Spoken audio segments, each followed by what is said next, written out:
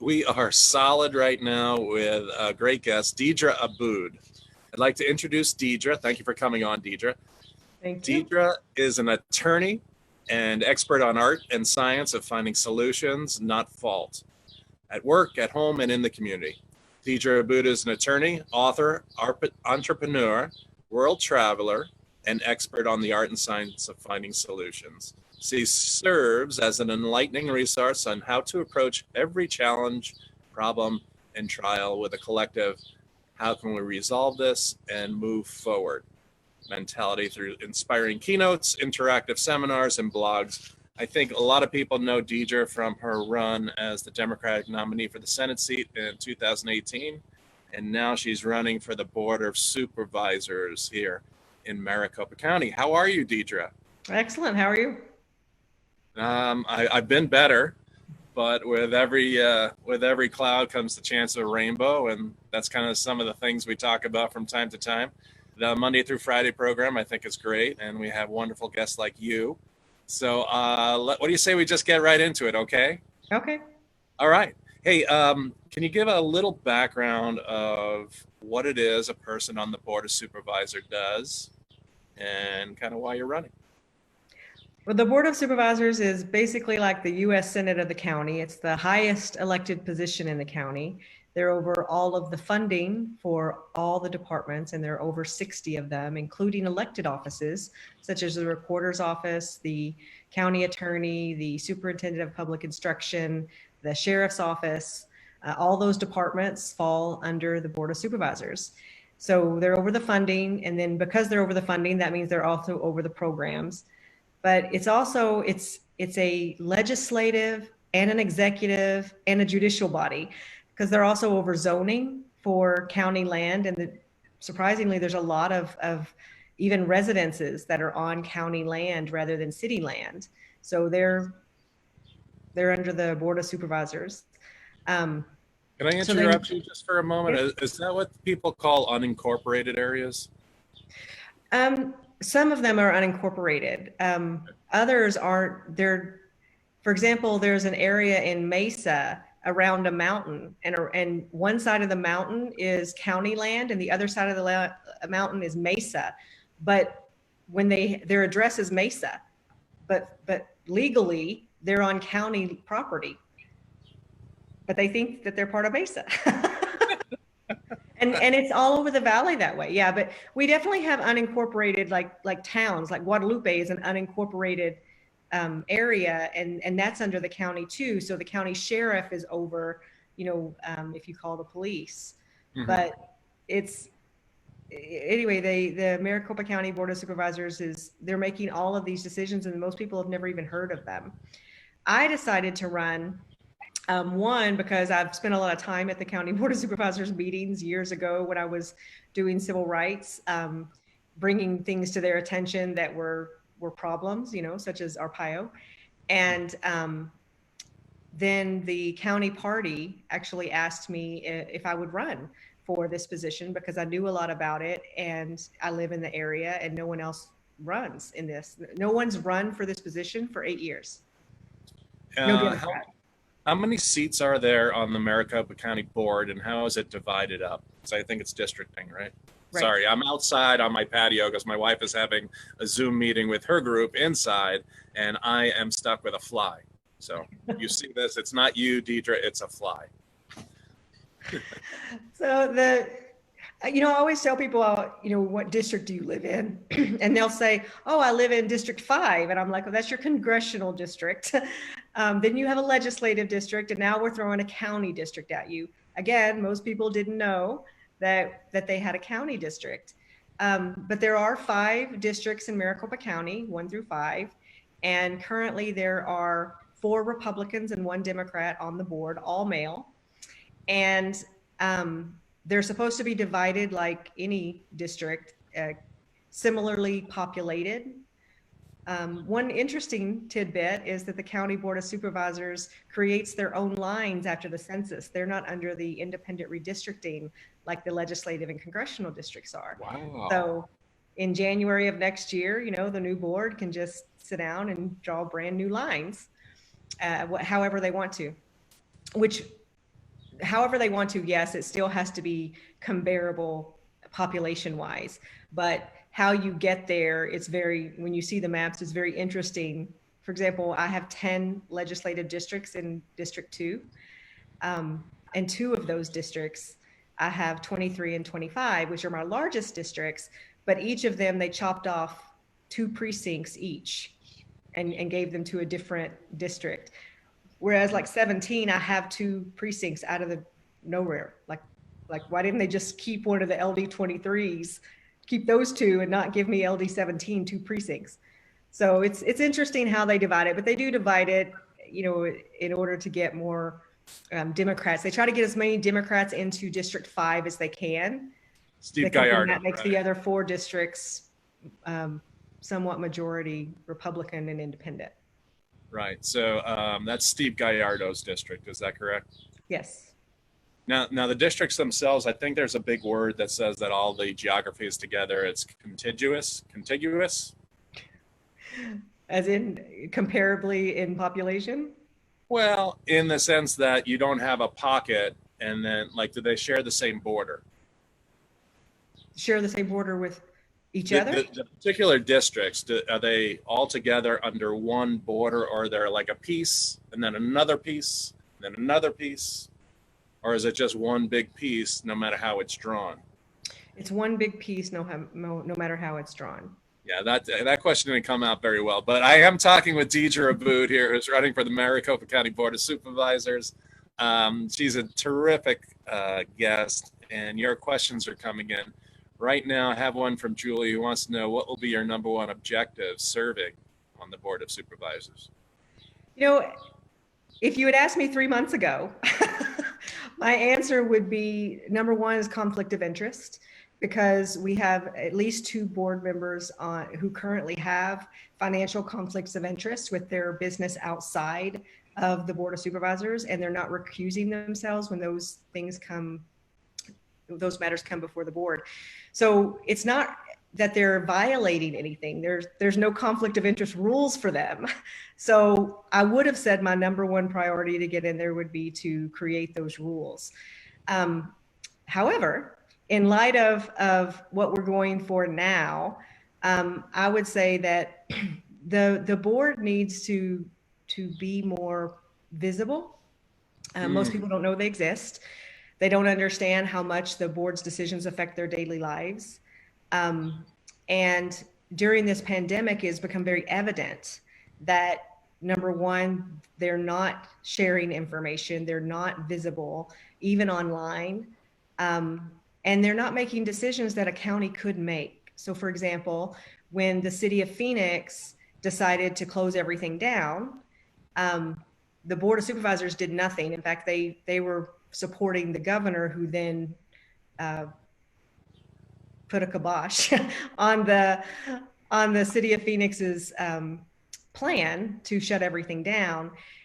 Whereas in Tucson, when the Tucson city decided to shut everything down, the Board of Supervisors of Pima County supported them. And so that made it so that it wasn't just Tucson that was shutting down, but then the neighbors to Tucson were still interacting and doing whatever they wanted and spreading.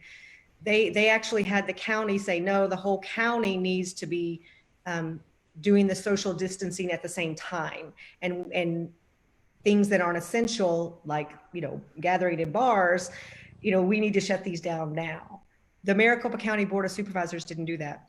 And then a third one that I would say it was my priority before, and now it's even more so, is they haven't been focusing on rebuilding the infrastructure and planning for the infrastructure rebuild. And all of the studies now show that we're billions of dollars behind in Maricopa County on what we need for the next 5 to 10 years to keep our infrastructure from falling apart. And now that we are in this pandemic, infrastructure is becoming even more important, because infrastructure is not just the roads, it's also the water, it's also the health department. And since we weren't investing in those things and we weren't preserving those things and allocating future money toward those things, now in the pandemic, it's becoming more obvious. And I want to take that a little bit further. how things become obvious. I have some other questions that we'll get back to, but I really, when I'm running and I'm out there, and you are running and you're out there, you are one of the best people to have conversations with others, and you really elicit wonderful responses. You have this temperament that is just unbelievable. I don't have it, but I do try to emulate you in a way that I try to get at the particular level below the surface. So I try to get at what's below the surface is the difference between Republicans and Democrats. And this is not everybody, but I think this is my take on it. So let me answer what I feel like where you were going, to keep this going. So Arizona and Maricopa County and the cities of Arizona, especially in Maricopa County, have won awards for how they pre-planned things. I mean, if you look at the airport, that was a 20, 30-year plan. Scottsdale, I mean, if you drive through Scottsdale, you see all these signs that they won all these awards for the best planned city and all of these things. But we seem to have stopped doing that 5 to 10 years ago. So our 30-year plans are way more theoretical now. So they're way more like, oh, we want to have a prosperous county where businesses can thrive and people can have jobs, right? Before, what we were famous for was saying, we're going to spend all of this time and money, we're going to plan and we're going to fund to make sure and have these programs that are thinking of not what we need today, but what do we need 30 years from now? And how can we incrementally make plans for that to happen? And that's where we felt fallen apart. If you look at, which you can Google the Maricopa County 30-year plan. They have it published. It's, like I said, very theoretically. So we need as a state, we need as a county, and we need as cities to each be planning individually and collaboratively. Because like in Maricopa County, there are more than 25 cities and towns within Maricopa County. So we're sharing space. So we need to share plans, and we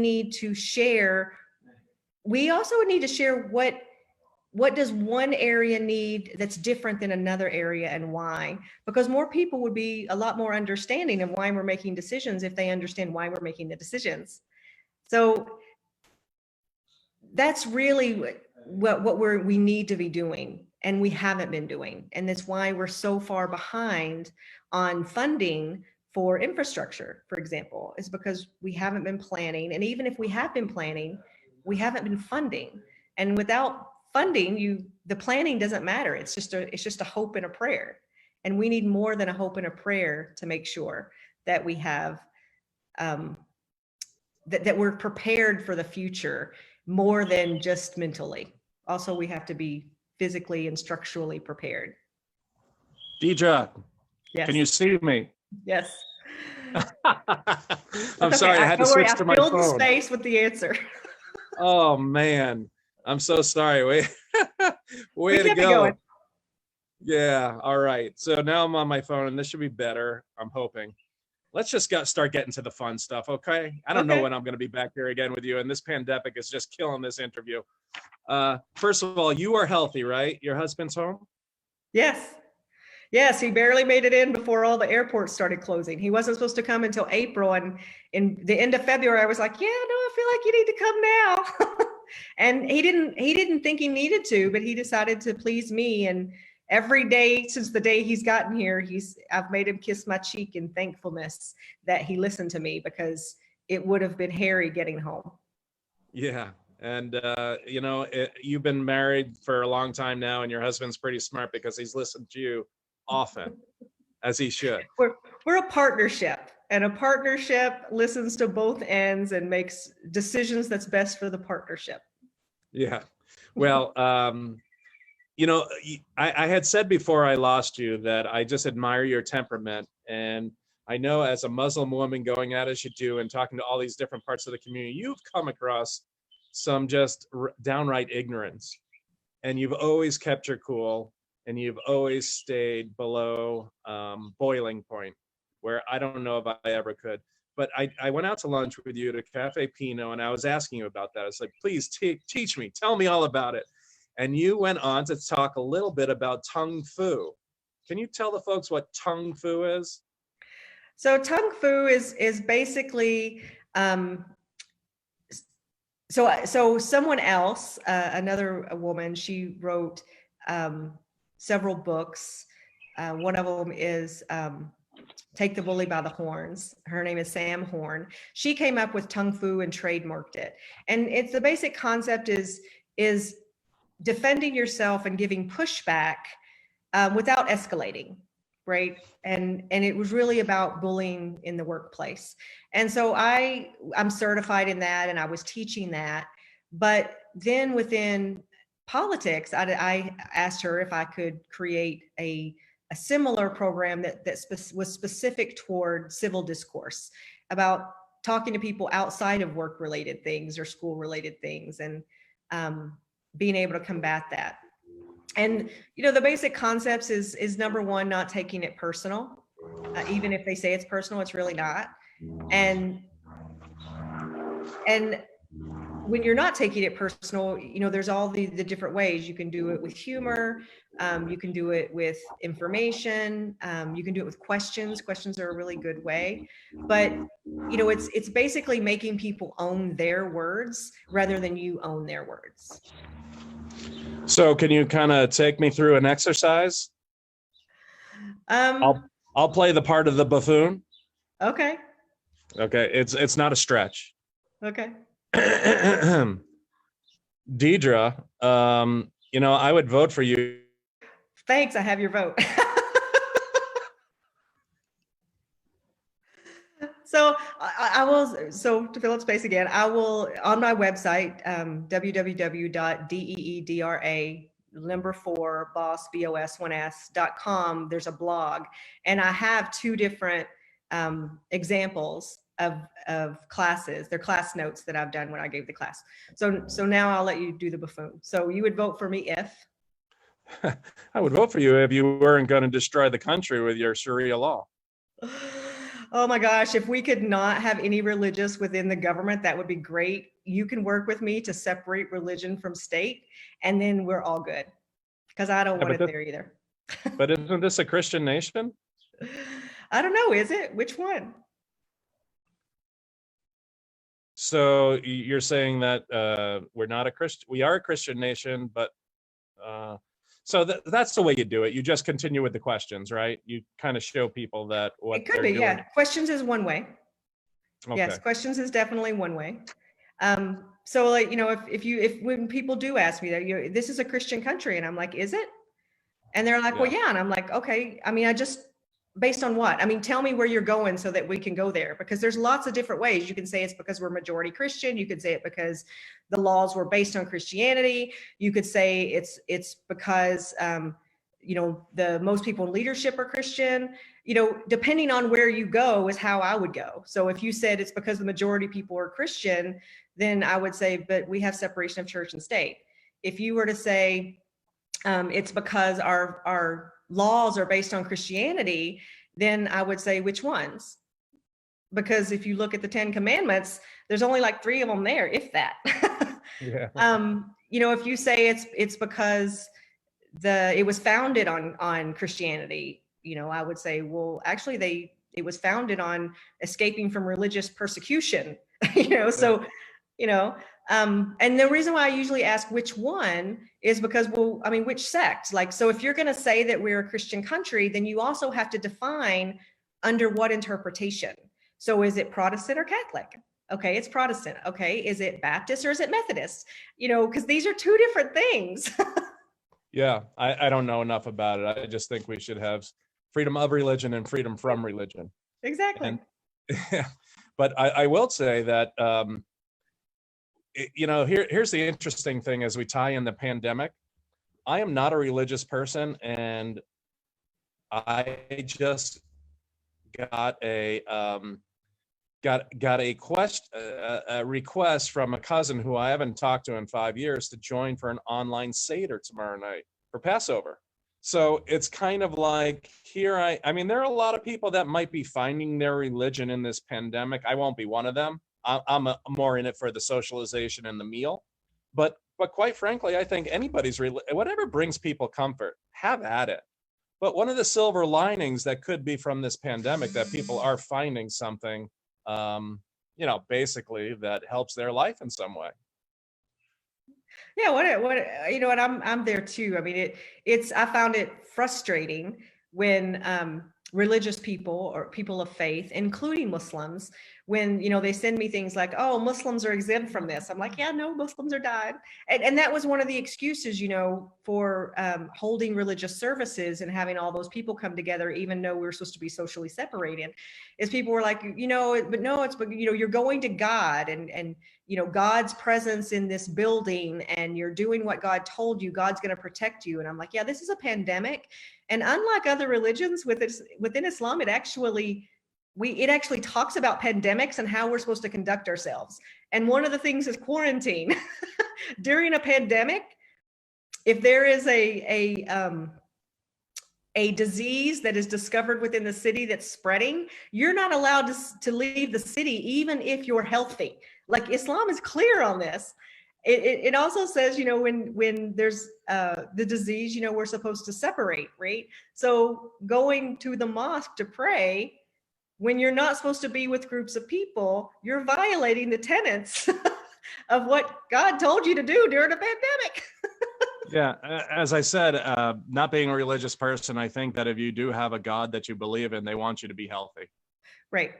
And beyond that, if you're not supposed to do harm to others, and this is a virus that can spread even when you don't know you're sick, then every time that you are irrational in your behavior, you are putting someone else's life in jeopardy. And in Islam, we believe that, you're gonna be held accountable for that. So you're going to be held accountable when you put someone else's life at risk. So, let's wash our hands and keep social distancing and do our part, and consider that we could be carriers. It's not that everybody else is trying to hurt us. We could accidentally be hurting other people. So let's not do that. Yeah, and be smart about this. Let's just stop and think for a moment. Deedra Abboud, who is a candidate for the District 2 Maricopa County Board of Supervisors here and coming upon, you've turned in your signatures? Yes, I turned them in last Wednesday. So I turned them in, four business days early. Fantastic. Well, I'll look for you on the ballot. And I think for people that are watching, this is going to be an important election. It's not going to be canceled. We are going to get through this no matter what. And what really, for me, the pandemic is shining a light on is the need for forward thinking and proper planning, and not just grasping this moment, right? So I look forward to everybody who's, go ahead. I was saying, and also if everybody could go online to Service Arizona and sign up for voting by mail if you're not already signed up, because though I also strongly believe the elections will happen, I don't know if they'll happen in person. So let's go ahead and prepare for that, because it doesn't look like the governor or the legislature has any interest whatsoever in allowing us to have more vote by mail options unless we personally opt in and sign up for it. Yeah, and that can be a couple of different places, but I know servicearizona.com is an easy place for people, just same place where they would change their driver's license. They can just opt into the permanent early voter list, get that in the mail, and make sure that they vote from the bottom of the ballot up, so they hit all the boxes. Yep. Vote for just one in the District 23 House race, which is mine, and make sure they put it's the circle now. They're gonna have to do the oval, right? It's not connecting an arrow, and do the oval for Deedra Abboud. Okay, Deedra, I'm gonna wrap up a little bit, and I want to ask you some questions. You and I did have lunch at Cafe Pinot, and I do love food, and that was really terrific. I hope we can go back there again sometime. But I have to ask you a question. Do you prefer sour cream or Sour Patch Kids? Which sour is yours? Sour cream. Okay, we disagree on that one. Cookies, should they have nuts or no nuts? No nuts. Thank you. You and I are back on track. And this is the one that's really going to say whether you and I have a long-lasting relationship. the expiration date on merchandise of food? Is it an expectation, a recommendation, or the law? That's a recommendation. Oh, golly. Oh boy. I mean, Okay. from the manufacturer standpoint, it's an expectation, I guess. I mean, we should expect it to last that long, but it doesn't mean that it's not a deadline. But granted, I think it's hard and fast. It's hard and I don't go fast. around eating expired food, but I'm not. Yeah. I'm not gonna throw things away unnecessarily. My wife, who is actually watching right now, the beautiful Carrie Curland. I have to say that we have eggs in our refrigerator that's a good 2 weeks old, and you know what she says to me? They're better for boiling. They crack apart a little easier. They probably do. Yeah, I don't buy that. I don't need an old egg. No old eggs here. Oh, the difference. Give me the fresh or give me death. In fact, if you don't give me fresh, you could be giving me death. I absolutely love that quote, though. That is one of my favorite quotes of all time. Give me liberty. Yes. I memorized. Yeah, I played a little footloose and fancy free with that. That was Nathan Hale. If you're a fifth grade teacher like I was, you know about that stuff. And you do know why America was settled to avoid religious prosecution. So thank you for the fifth grade civics lesson, my friend. Would you give us your website one more time for the viewers? It's www.deedra, DEEDRA, number 4, boss1s.com. BOS, Board of Supervisors. Yeah. And all you of my are a social boss. media, all of my social media is across the board that way. I'm on all of the social media. And fortunately, we were already online compatible and active. So we didn't have to come up with something new. We just had to come up with more. Okay. Would you do me a favor? Would you be able to come back in a few weeks so we can actually talk about how the pandemic has affected campaigning and actually changed our lives a little bit? Because with this lack of connectivity for me, I feel like this was just a big waste of your time, and I really apologize. No, not at all. Nope. You know what? On the campaign trail before, sometimes you would go to events, and especially in 2017, because the election wasn't until 2018, and you might have 6 people. And I might have traveled 4 hours for those 6 people. And we came up with a hashtag, 6 people at a time. And that's all we're doing now online. People may not see things live, but they see things later. And every person you touch touches someone else. So we're just back to 6 people at a time again. Well, I feel that you touch people, and sometimes I feel like I'm a little touched, but totally different. I do appreciate you.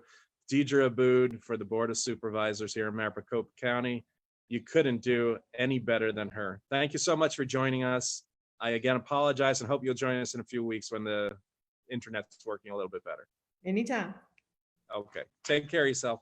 All right, you too. Bye-bye.